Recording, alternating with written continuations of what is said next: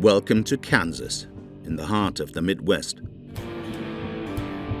Otherwise known as the meat factory of the United States.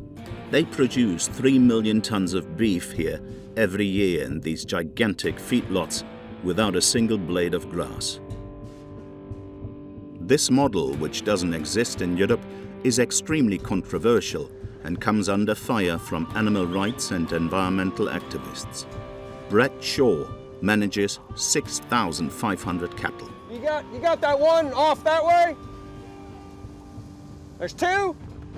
But Brett doesn't breed cattle. His job is to take these animals and fatten them up as much as possible before sending them to the abattoir. Well, you're looking for the most finished ones, and the biggest ones. See, this calf, he's not very finished. He's not very big. But there's some other cattle in here that are a lot bigger. This is what they eat to fatten them up.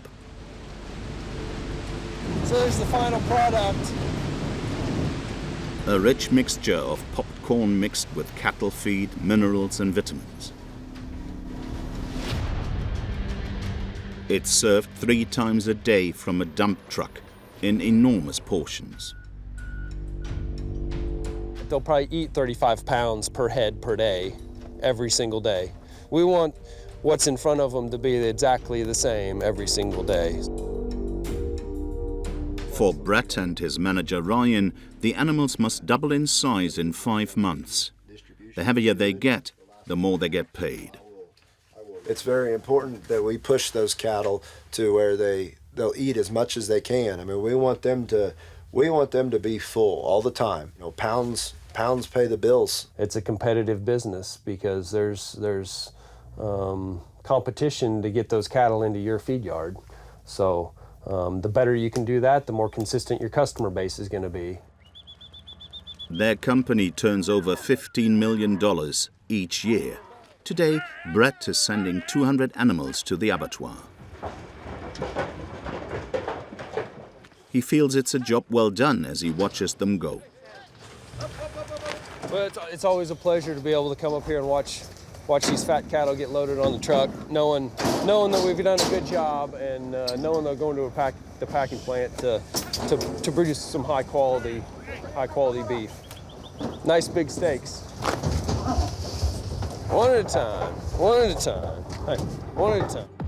Steaks to be that will be eaten in the United States and all over the world. As the #1 exporter of foodstuffs in the world, America produces beef, corn, and even almonds in industrial quantities. Extra-large farming, just like the extra-large country it is. The industry is worth $200 billion to US GDP. So, who are these farmers that feed the planet and who have gone from plows to the highest performing machinery in less than a century? In Kentucky, the Raglands have been farming their land for 10 generations and have become agribusinessmen.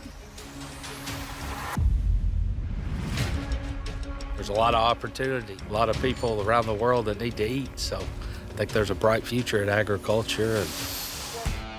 Every year, the family attends the National Farm Machinery Show, which is a window into intensive farming with the most expensive and innovative combine harvesters on show. This one's my baby. It's a hungry machine. And the cherry on the cake is the tractor race, a noisy and frankly not very environmentally friendly spectacle.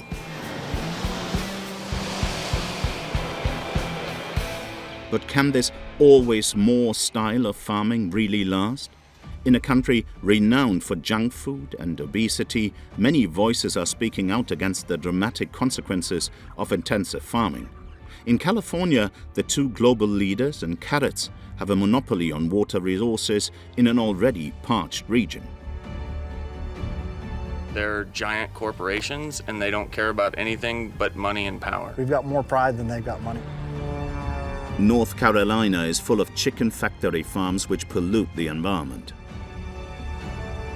It's mind-blowing. We cannot keep adding more of this waste and expecting Mother Earth to just say, okay, keep bringing it.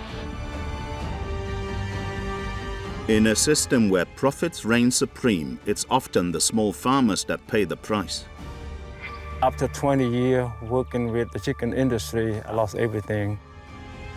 But innovative farmers are trying to shake things up. The past model is to use those synthetic products, and we're saying that has to change.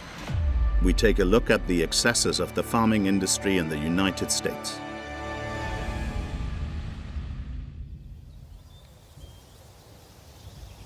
In the heart of the fertile plains of Kentucky, in a town called Magnolia, we find the little house on the prairie. This is where Charlie Ragland lives, a strapping young lad who's just over 13 years old. He's already able to drive a tractor worth $250,000. I worked like 16 hours yesterday. It'll probably be about that many today. You gonna stay out? Yeah, a little bit. It's May and the teenager is preparing the soil on his family's huge farm for sowing. They have more than 2,000 hectares of land. American farms are 10 times bigger than European farms on average. Charlie may well only be 13, but he has a keen eye for detail. Yep, there it is. He has spotted an antler and managed to avoid serious damage. If they're laying in the field, kind of like this, you run over it, and then the stub will poke in the tire and puncture it, and then it starts leaking air. These tires are somewhere around $1,000. They're very expensive. The Raglands are among the farmers that feed people all over the world, a far cry from the idyllic image of traditional farmers. Caleb, the father, is getting ready to sow corn, these bright green seeds. We're putting in hybrid seed corn, 113-day maturity. They brought these seeds from Channel, a subsidiary of Bayer, the German agrochemical giant. It's green, it has seed treatment on it to help protect it from bugs and diseases and so forth in the soil, help it where more of it will come up. This one? That is to say, all right, take this to the other side. The seeds are boosted by chemical products to guarantee a maximum yield, including a herbicide which is perfectly legal and approved. All right, here, Corey. All good? To this, Caleb will add another product delivered by his wife, Leanne, nitrogen, the synthetic version of natural fertilizer.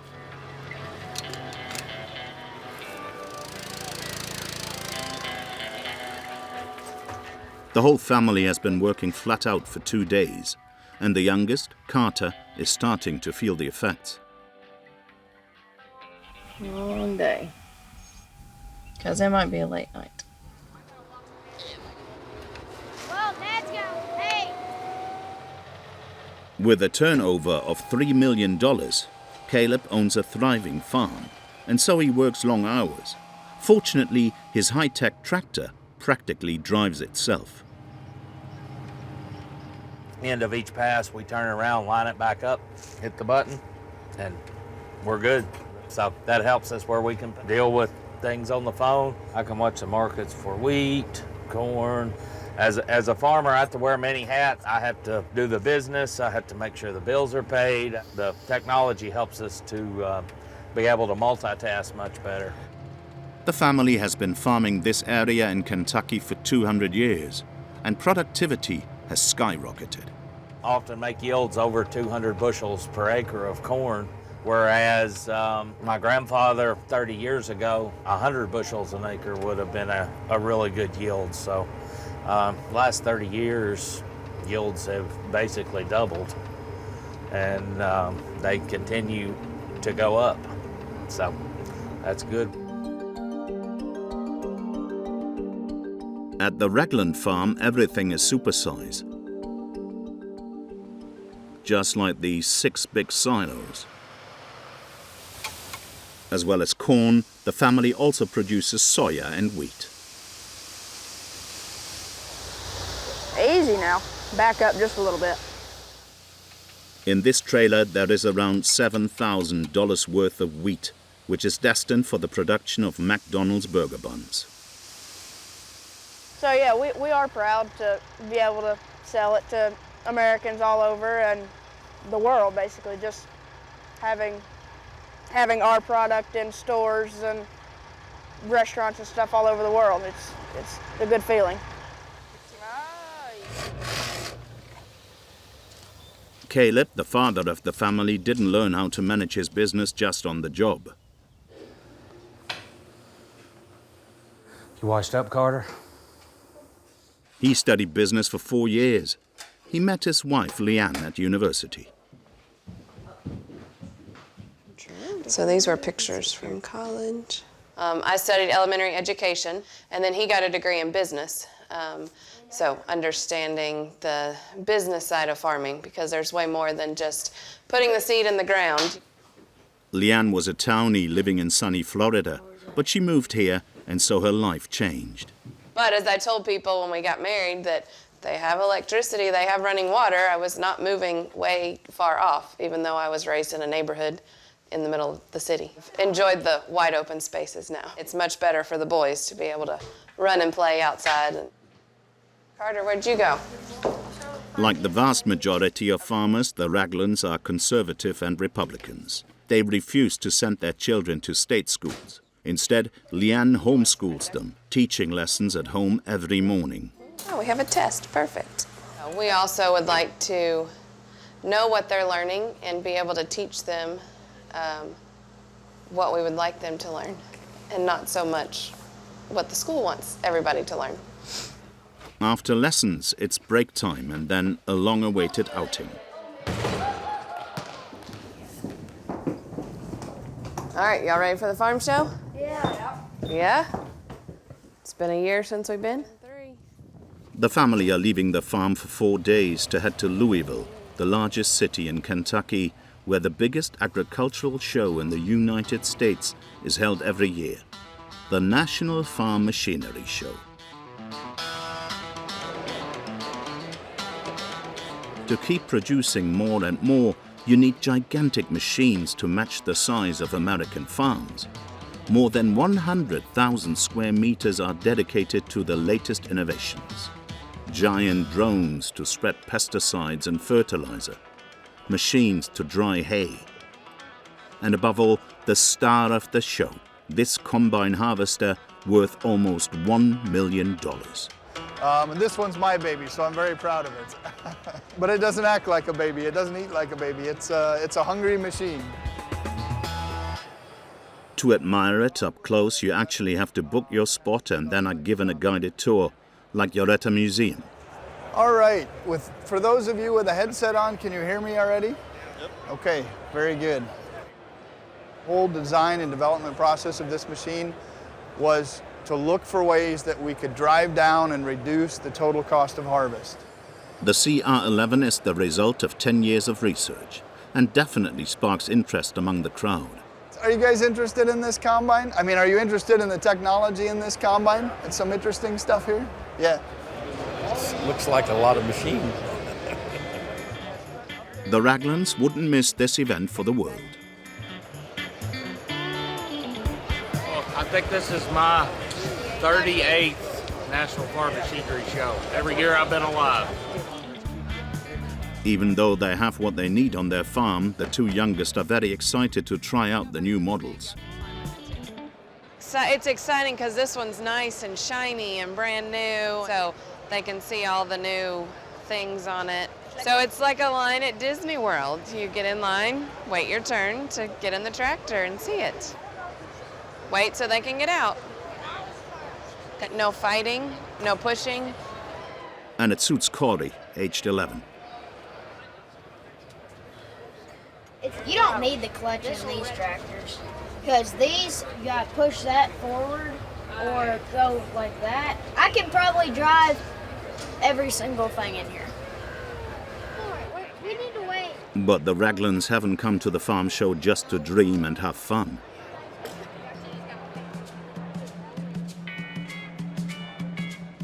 It's a soybean. Each morning of the show, they have a job to do.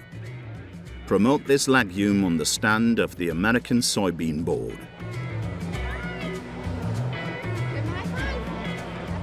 Do you like a coloring book? Look, that's Buddy the Bean. Oh, and crayons to go with it. You're all set. Making $27 billion each year, the United States are the #1 exporters of this plant in the world. It's a plant that guzzles water and is mainly used as animal feed. But Leanne prefers to highlight the other ways soya is used in our day-to-day lives. So we have everything from motor oil to Alfredo sauce to queso to Miracle Whip and mayonnaise, and then vegetable oil, which is straight soybean oil. The vast majority of American soya is genetically modified and not organic. The use of pesticides is not a problem for Leanne. I like to give the example that if my child is sick, I'm going to take them to the doctor to get an antibiotic or something. So if our crop is sick with weeds or a pesticide or a pest or something, we're going to spray it. We're going to treat the illness, but not over-treat it, because that is money out of our pocket. Marketing in the morning and in the evening, a seat at the show's main attraction. And now, Farm Credit Mid-America proudly presents the most powerful sport on earth. Tractor races transformed into a rural Formula One. The aim is to pull a load of almost 5 tons to the end of a 100-meter track without going outside the white lines and going as far as possible. It's so loud it's practically torture, and the amount of pollution isn't much better. This big pipe evacuates the exhaust fumes. All right, y'all find a seat.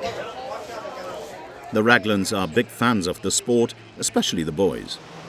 Yeah, who's gonna win tonight? Red or green? The reds from the agricultural machinery manufacturer Case versus the greens from John Deere. There's a lot of competition between red and green, and I like green, Charlie likes red. Red's way better. They love this because it's a competition of who's better, who's king of the hill, almost. So it's clearly a guy's thing. All right, fans, so we check our leaderboard, of course, the fine people that are sponsoring. We're back in Kansas, the epicenter of meat production in the United States. Brett's feedlot is working at full capacity to produce the notorious hormone-treated American beef. This afternoon, they're receiving around 30 calves that are a year and a half old.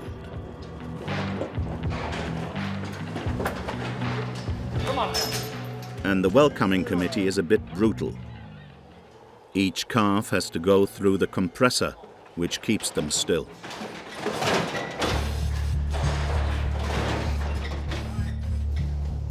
Uh, 413, Brett. The newcomers are getting their ID tags, a dose of 5 vaccines, a dewormer, and so that they grow quickly, the manager Ryan is injecting them with the small growth hormone implant in their ear. Among other hormones, it contains estradiol and trenbolone acetate.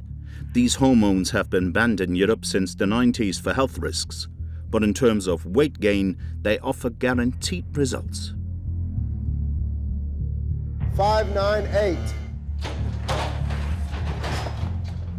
There's a pin over here where we implanted 10 of them, and we didn't implant 10 of them. And you can see they've grown apart, and just one of them has converted better, done a lot better. The other ones are still quite a bit smaller. Good. The Shaw family have been fattening cattle for 3 generations now. 60 years ago, Brett's grandfather started off with 800 cattle. Then Brett's father, Bill, took over. This is a photograph from 1979. I'm right here, and this is my dad. 70s style with the long hair. It's grown significantly over the years. Some of the original pens that are up here. But over time, people's mindsets have radically changed. Beef is the meat with the highest carbon footprint due to the methane produced by the animals. But this doesn't bother Bill, who has a well-practiced argument. I do this with presentations. Which would you say is the worst for the environment? This or this? And I'm not pointing the finger at anybody else, but I'm just saying if the finger's being pointed at us to do something, we need to point the finger at the rest of the world too, and how we do business. Bill and his son Brett are not about to change the way they work, especially as they believe they look after their cattle well. They have a very different life before they end up in their feedlot. This is Katie, Brett's wife. She's a farmer and looks after around 30 calves at the moment, which she'll then send on to her husband. This is how the meat production chain works in the United States.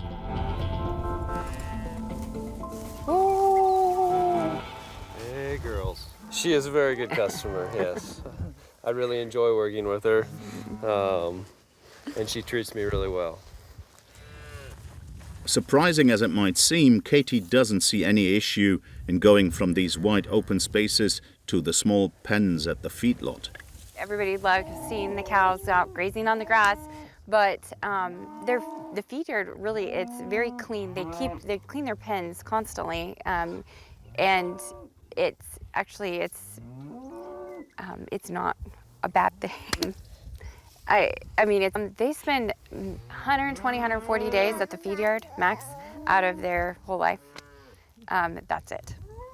Otherwise, they're out here. All alone in the middle of these dry plains, Brett and his wife live in this big house at the heart of Katie's ranch, without a neighbor for miles.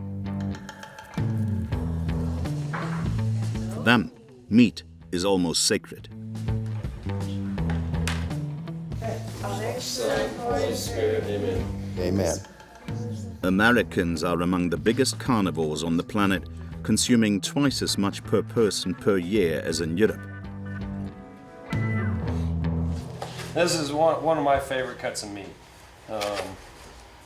Everybody likes steak, which is awesome too, but this is, to me, is very good as well. Okay. Oh my. Oh my. Are you hungry? The Shaws hope that the fourth generation will carry on the family business despite ever stronger criticism. Well, those people don't really fully understand our industry. People are so disconnected from the farm now. 2% of Americans farm. Maybe less than that, actually. It's not much. It's very small, and you can see there's not very many people here. In fact, in their part of the industry, the Shaws are quite small players, because in Kansas, there are enormous feedlots holding 50,000 or even over 100,000 cattle. Most of these are located around Dodge City, a small farming town in the middle of nowhere with very little hustle and bustle. The 30,000 people who live here are strongly impacted by the two large abattoirs of the town, as they're the main employers of 6,000 workers.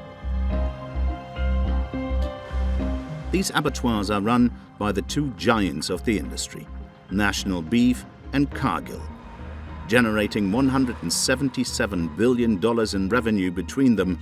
They're running an agricultural empire, but promote themselves as local producers. Locally focused, a family company. At Cargill, we nourish the world.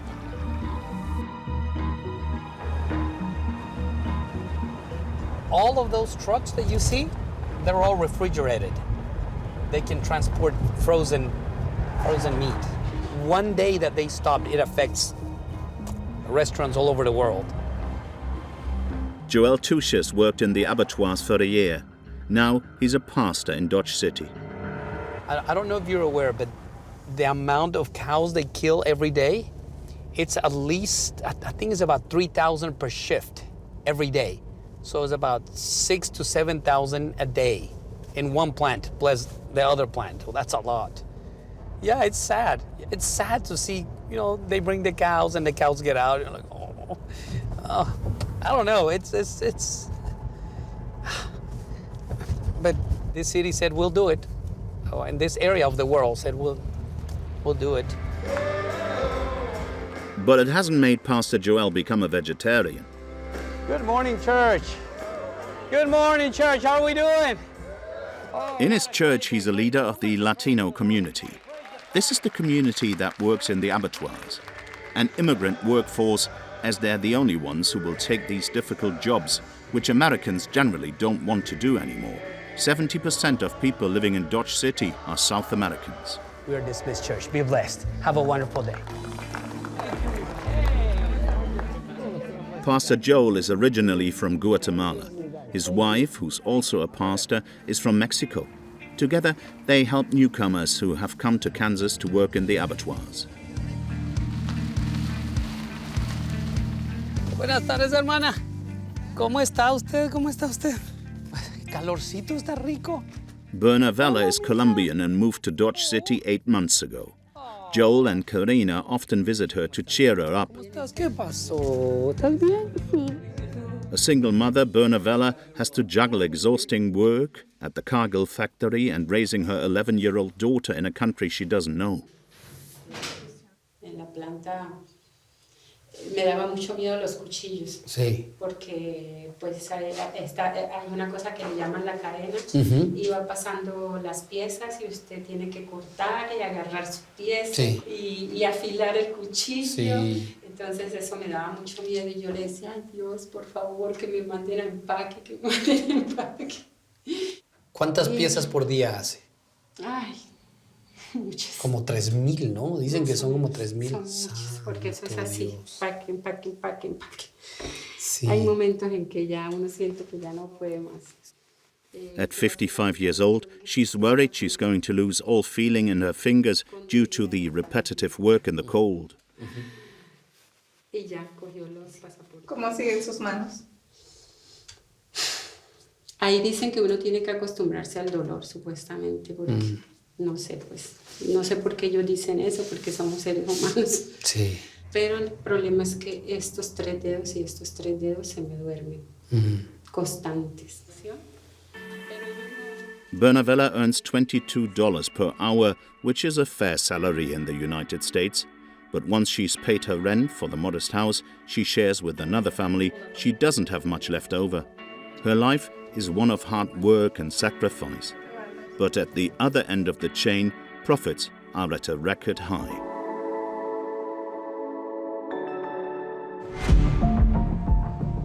Four multinationals have cornered the meat industry, controlling 85% of the market. In the US, they're nicknamed the Big Four. Cargill, Marfrig, a Brazilian business that owns National Beef, Tyson and JBS, another Brazilian multinational. Combined, they turn over $73 billion. Claire Calloway is an agro-industry specialist. In the aisles of her local supermarket, she informs us of a deceptive marketing technique, the illusion of choice for American consumers. So we can see what looks like a lot of options, a lot of different companies, but a lot of them aren't what they appear to be. So I feel like this bacon is a good example. You know, these look like 3 different choices of bacon. They're all actually the same company. Same with this Aidells. It looks like a really, artisanal, nice product. But this is another brand that's owned by Tyson Foods. This is a Tyson brand. This is a Tyson brand. The agro-industry empire split into a multitude of global brands.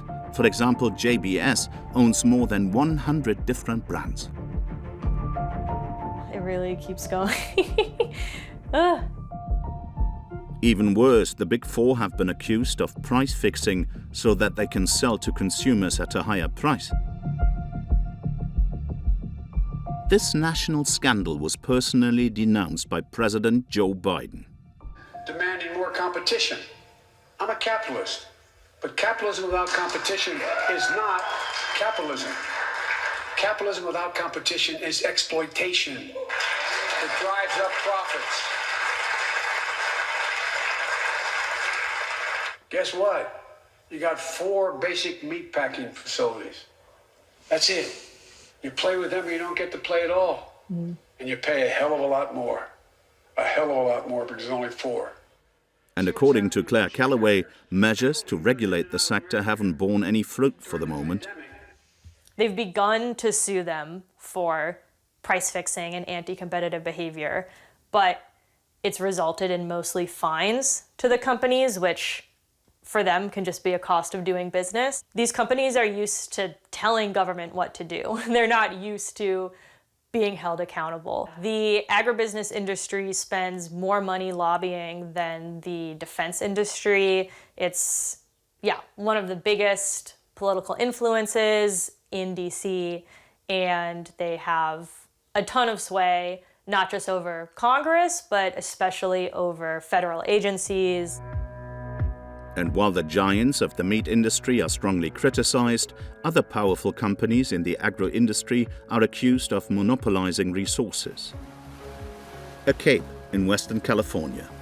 With its temperate climate, this region is nicknamed America's Vegetable Garden. Bordering the Pacific Ocean, you'll find the biggest producers of strawberries and lettuce, as well as artichokes. Like here in Castroville, the unexpected and self-proclaimed artichoke center of the world. Here you can try the green vegetable in all sorts of sauces and even in desserts. Voilà. C'est plus pour la décoration, visiblement. However, soil temperature is rising, and a battle for water rages, especially in Cuyama, the driest area in the county of Santa Barbara. It's home to the 2 world leaders in carrots, Grimway and Bolthouse. To maintain their yields, these companies pump 70% of groundwater, which is the only water resource in the valley.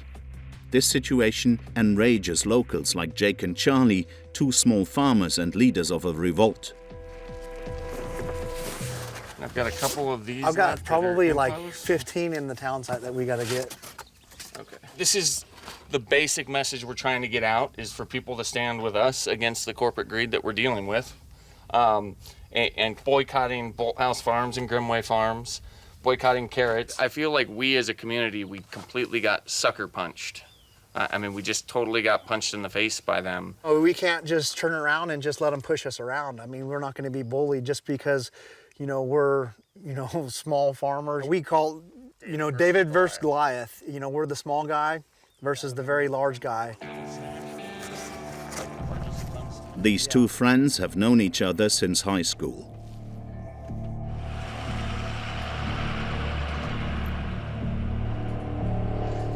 After working in the police and the army, they came back home to settle down in the valley.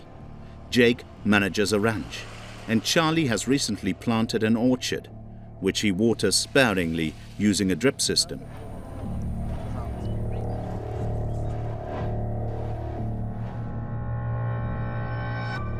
So, seeing 7,000 hectares of carrot fields being continuously watered from March to September makes them seethe. More land that definitely wasn't plowed when Jake and I were in high school. And you can see from here that it sprawls all the way back to the mountains now. Carrot farming requires hundreds of automatic sprinklers, a system that causes a lot of waste as some of the water evaporates, especially when it's hot. You can see right here, especially in the sunlight, how these sprinklers are going to go, and they're going to go for months, and they'll just keep moving it, but they'll keep moving it down the section here, but the water for like 8 hours a time right here on this section. What they're pumping right now as we speak, in probably 5 minutes of their pumping, is more than what I'll pump in 1 year. Last year, Grimway and Bolthouse pumped more than 35 million cubic meters of water. To the point where the water table has reached a critical threshold in some places, as indicated in red on the map. So Jake and Charlie want to convince locals and tourists passing through the area to join their fight. How are you guys? Where do you want me to put them? We had them right there. Okay. Most of the 600 inhabitants of Cuyama are behind them. How are you, sir? Well, thank you.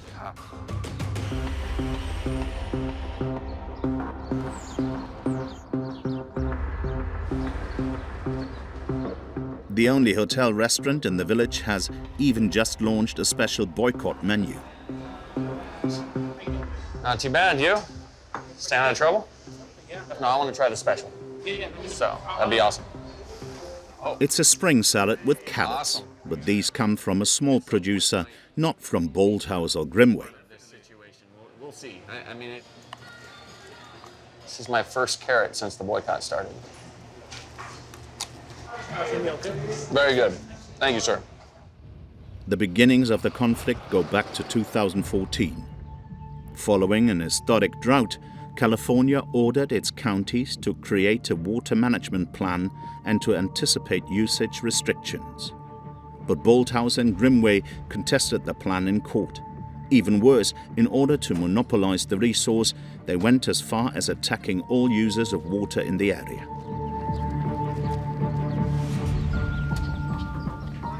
How's it going, Lee? Jake, how you doing? Good, how are you? Mr. Bob. Lee, how are you? Good, good, good. This is the original paperwork from 2021. Basically, you have the plaintiffs, which is Bolthouse Land Company, Grimway Enterprises, Diamond Farming Company, Lapis Land Company. They against all persons claiming to right to extract or store groundwater in the Cuyama Valley. If you have a stake here in the Cuyama Valley, you're getting sued. Yeah. Their tactic here is to put that strain on us, because if we drop out of this lawsuit, if we stop being represented, then basically they get to move forward with whatever they want to do. It's a grotesque situation. To guarantee their right to the water, all owners have to defend themselves, and the legal fees are astronomical. They have already cost Charlie $14,000, and Lee Harrington, who manages a large pistachio farm, has already spent more than $50,000. This is our monthly fees to the attorneys. This is the bottom line right now. You just conserve. You know, we haven't had vacation. Me and my wife, we haven't went anywhere, zero. You know, it's just, you know, I'm not as young as I used to be, and we need to hire a guy, but I can't do it. You know, That's a guy right there. That's a guy. That's a guy. That's a guy right there. Yeah. And the nightmare doesn't end there, because it's not just farmers that have to defend themselves to keep their right to water. Individuals too, and even public services, like this small state school in Cuyama, led by Alfonso Gamino. Their legal fees have already reached $20,000, even though the school is short of funds. Hey, Terry. Just wanted to see if you have the legal fees budget. Oh, yeah. Can we review real quick? Sure.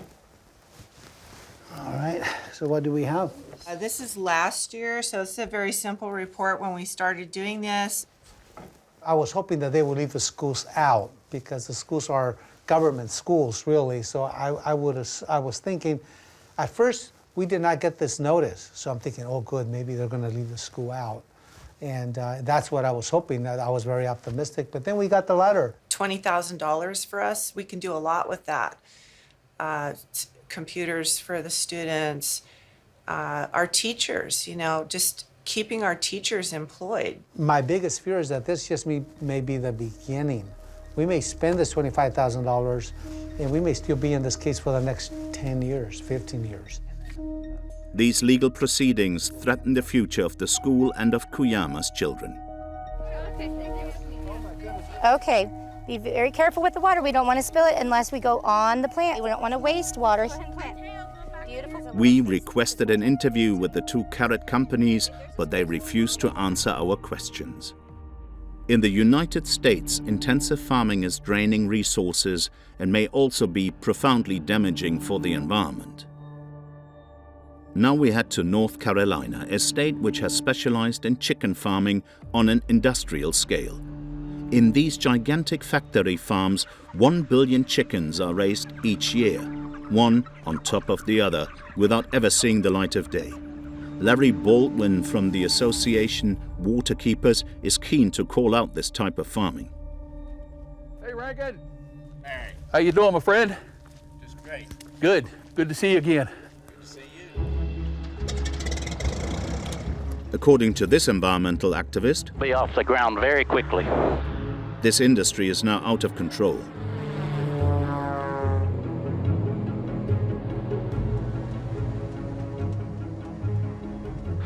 Look out here, boom, boom, boom, boom, boom. Just seeing CAFO after CAFO. That's these big white buildings. In this region, chicken farming has increased more than 30% in 20 years because it's very easy to get started in the business.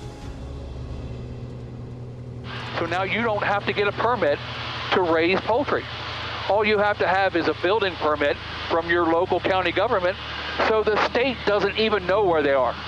We have more information than the state of North Carolina does as to where these facilities are located. All right, we're going to go to the other side of the field and grab this over. Again, it's one of those things that your mind just want to go boom. It's mind-blowing that we've gotten to that point, and the state government is protecting these industries against the will of the public or the benefit of the public. According to the associations, there are almost 5,000 farms in North Carolina today. But this industry has a severe impact on the environment, according to the activists. In Larry and his colleague Jeff's view, this is one of the biggest chicken farms in the country, with a total of 48 buildings. I've never heard of any having more barns in one place. I estimated that every year this operation would have 8.5 to 11.5 million birds. These fans, which regulate the temperature inside the buildings, release ammonia, a gas created by the chicken waste coming into contact with their litter. This gas is toxic to the environment. And then you have to add the incredible amount of waste generated by the chicken coops, which is more than 20,000 tons per year. We've heard estimates of between 4 and 4.5 pounds of waste per chicken in its lifetime. It is staggering the amount of waste that's being produced in this very concentrated area. Our environment can't sustain it. It can't handle it. This manure is then spread, untreated, in the fields or ends up in the waterways. There are no control measures carried out. A few kilometers from here, residents are in a living hell. This hamlet is right next to a chicken farm and an industrial pigsty.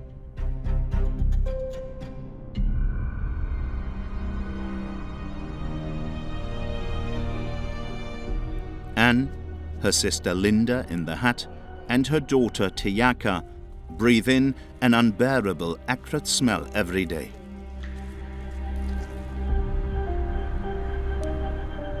That right there, that's as close as you can get.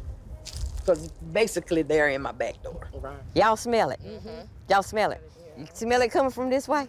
And that's just a little bit. That's just a little bit of what you normally smell. The smell would be so bad. It would take your breath. It takes your breath. And it smells so strong that you feel, you taste it. Yeah. When you swallow, you open your mouth, you taste it. I hate it. Right. But this is where I'm from. This is where I was born and raised. I'm not going nowhere. That need to go. They need to do something about that. Tap water in Anne's house is no longer drinkable. The family has to buy bottled water. And what's worse, the three women say they're suffering from respiratory problems. But above all, they lament the early deaths of several members of their family, including their mother, who died 11 years ago.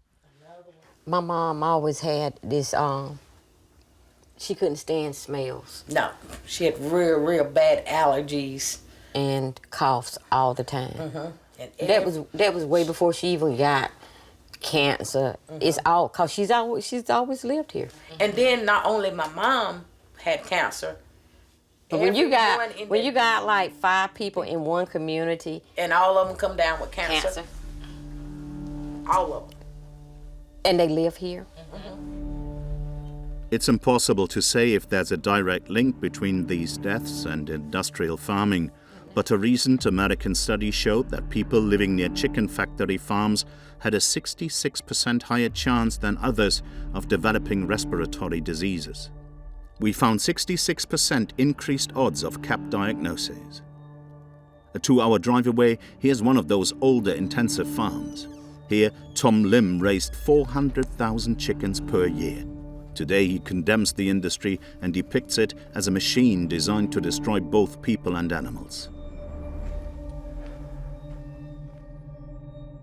You can see it's all white, and it got no room to walk, and it's just crowded. It's too tight inside. 26 years ago, he became a farmer contracted to one of the global poultry giants. Pilgrims, a subsidiary of JBS, which you'll remember is one of the big four. Full of hope, Tom borrowed a lot of money to build these fully equipped buildings. First, I'm very proud. I think that this business will make me have a lot of money, will make me rich or something. So we own the farm, we own the land, we own the chicken house, we own everything. We don't own the chicken, we just own the land and everything, but the company owns the chicken. So they bring us chicken for us to take care, and they pay us for babysit. Like we do babysit for them. Very quickly, Tom realized the company had him by the throat. His client demanded higher yields. He couldn't keep up. They asked me more to upgrade, so I have to go to the bank, borrow more money, different bank, and upgrade. Even though the company give me a hard time, give me a lot of stress, give me a lot of pressure, do this, do that, or you don't get chicken or something like that, I have to stay quiet and keep on working. After 20 years, everything fell apart. Tom's chicken sheds were judged to be obsolete. He lost his contract with Pilgrims. Crippled by debt, he barely had enough to live on. That's until he met this man. I'm good, how you doing? Yeah, good to see you, yeah. Tyler Whitley campaigns for sustainable agriculture and helps factory farmers to change career path. Through his company, Transformation, he financed the launch of a new business for Tom, mushroom farming. Yeah, these look a little small here. Yeah. And these look good ready to harvest. This business is more ethical, organic, quick and profitable, and it required $10,000 of investment. What's really great about this kind of work is that Tom's in control. So like you see, he only has some of this space filled because he wants to start slow and he wants to build a sustainable business. But once he has enough customers, he can fill the whole space. They buy a lot. Okay. As well as the mushroom farm, Tom and Tyler have started another big project just next door. Yeah, having the greenhouse always my dream, and it's come true. Here's one of his old chicken sheds, which will soon be converted into a 30-meter-long greenhouse. Tom will grow all sorts of fruit and vegetables there, which he'll then sell straight from the farm. You're gonna make a lot of money out of this, Tom. Okay. Just remember, I don't keep that money, okay? Yeah. Understand. Tom and Tyler are sure they'll be easily able to find customers. In the United States, demand for organic produce is constantly growing. The movement is driven by a few pioneers. In California, close to Denair, we meet a farmer whose methods are simpler and healthier. Rosie Burrows is a passionate environmentalist and rodeo fan, as is the rest of her family.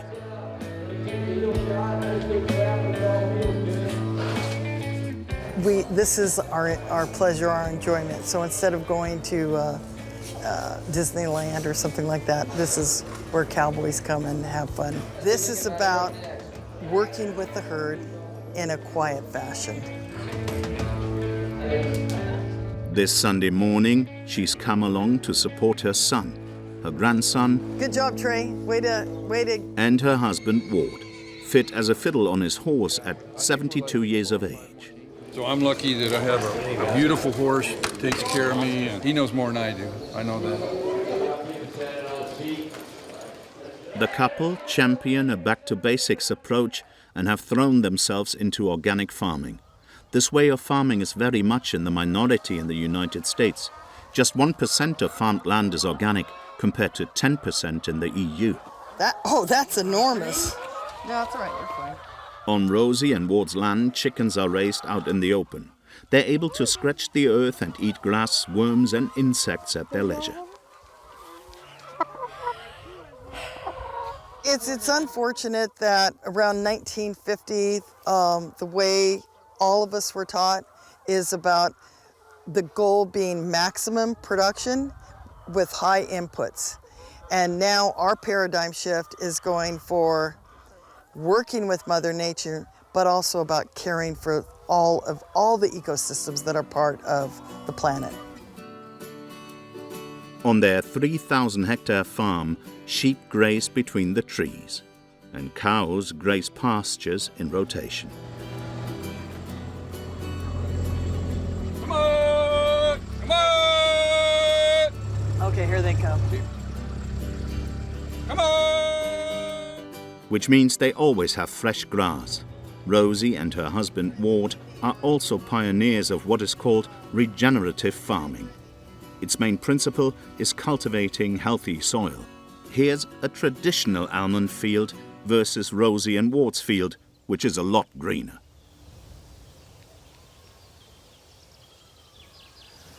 Okay, let's crack that up. This is amazing right here. Around their almond trees, the couple have planted a whole range of different plants. This is a pea that we planted, nitrogen fixer. This vine, that's this vine that we're looking at.